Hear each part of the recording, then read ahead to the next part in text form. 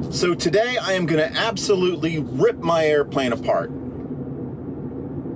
but in a good way.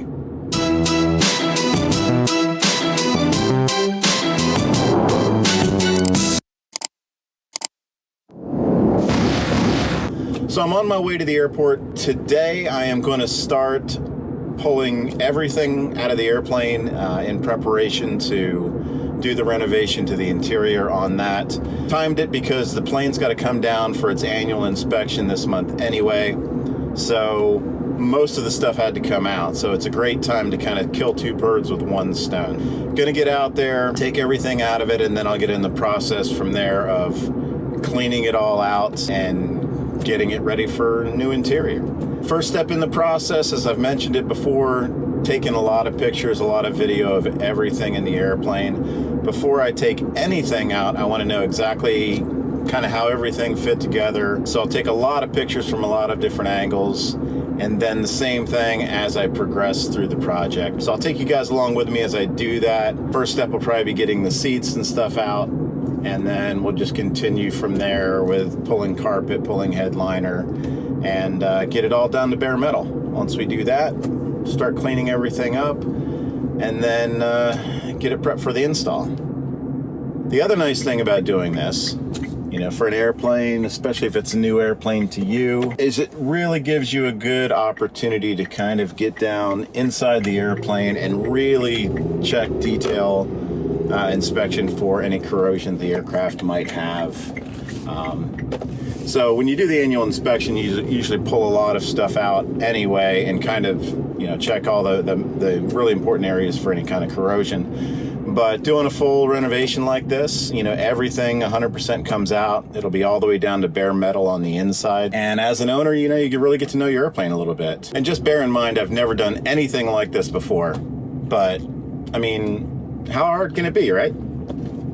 Anyway, come on with me, and we'll get this airplane pulled apart and start. It's day one on restoration of the interior of this Aero.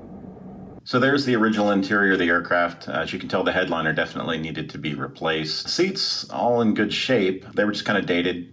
And of course, they've been in the airplane for, you know, over 20 years. So they've picked up kind of the old airplane smell. So I definitely wanted to get those out and replace all that. So the first step in the process is getting all the big stuff out. So we'll start with the seats. So here's what the bottom of your seats look like. And this is kind of how they're held in place.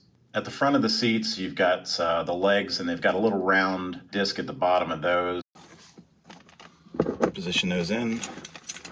They slide forward, and then the backs just drop down into these holes back here, like that.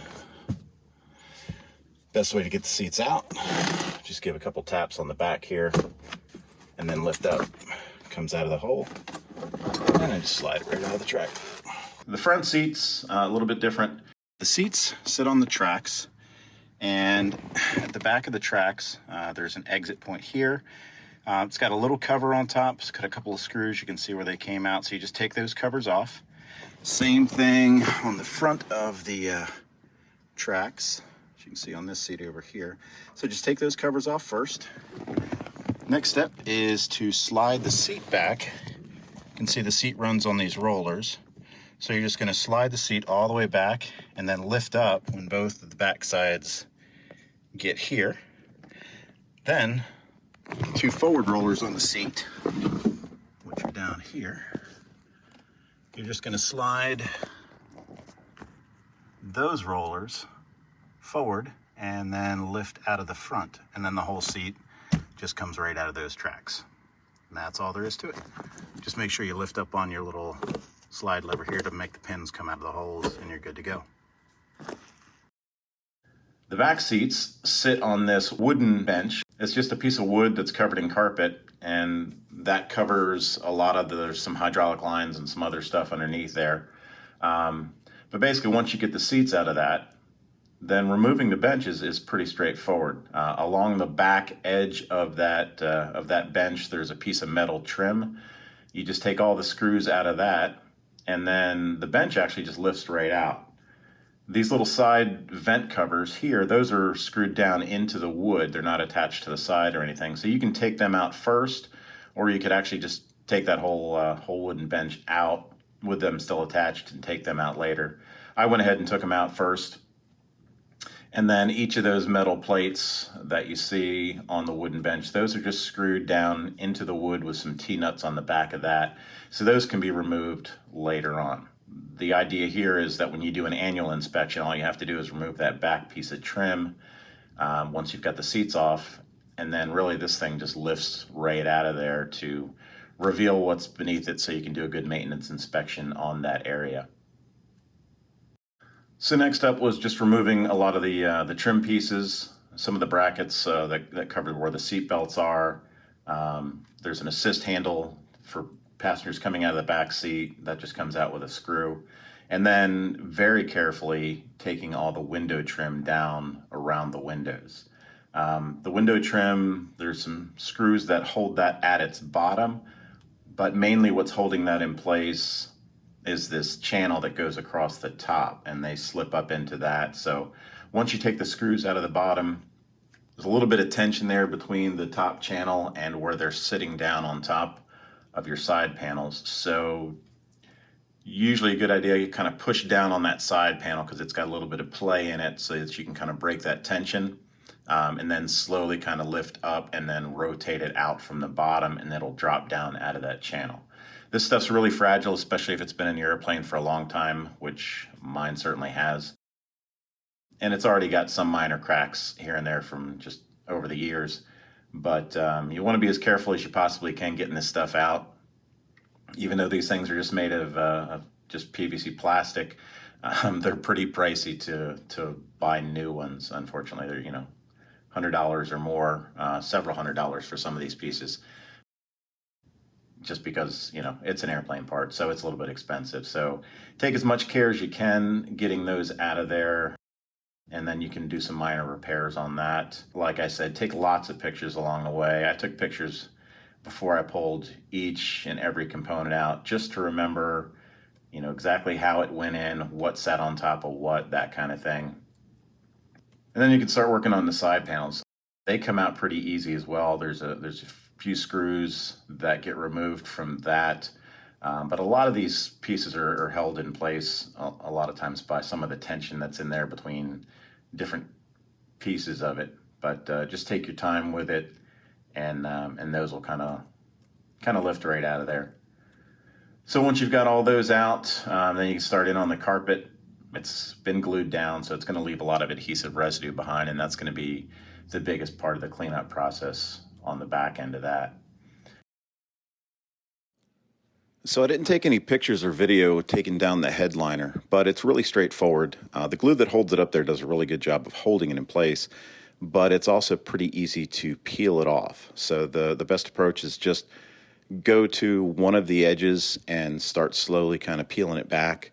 And if you just take your time with that and work it from one spot out, you should be able to get it all down in one piece. And that's kind of the objective. You want to try to keep it all intact in one piece. It'll make it really easy to kind of use that as a little bit of a template, help you line up the new headliner and get a good idea how that's going to go in place when you put that up. Removed all this insulation that was in there. This was old fiberglass insulation. It's got a nice little plastic coating on the outside of that. So as you can see, what I did here is I went through and basically marked each piece and took photos of them in place. You can use that as a bit of a template as you do the new insulation that you're going to put back in if you're not putting the original back in. And certainly if you're putting the original back in, then you definitely want to have it labeled so you know where everything went in there and know exactly how it looked in the airplane. And then last thing to come out there is the bulkhead in the back. It's got screws all around the perimeter of that. And that's easiest to get out once everything else is out, because it fits in there pretty tight against the carpet and the side panels. So you definitely want to get those out of the way before you remove that. It'll make life a lot easier bringing that out. All your trim pieces, you got a lot of the aluminum stuff in that pedestal down at the between your feet, up in the front, around the flap handle and the trim wheel. So lots of little screws there. I took my time. As I took screws out, I bagged everything up and labeled it so that I knew exactly what screws went in what area. And again, lots of pictures here to make life easier on the reinstall with that. I did replace a lot of the screws, but at least I knew which type of screws I wanted, and that makes life a little bit easier. And then next up after that is starting to clean up all the residue and everything that's left behind. So lots of pictures, just take your time with it. It's really not hard getting all this stuff out. Yeah, taking your time is probably the best advice that I can give you on all of that. If you like the video, if you like the information, please give us a thumbs up on the channel. Consider subscribing so you can see all the future content. We'll see you in the next video.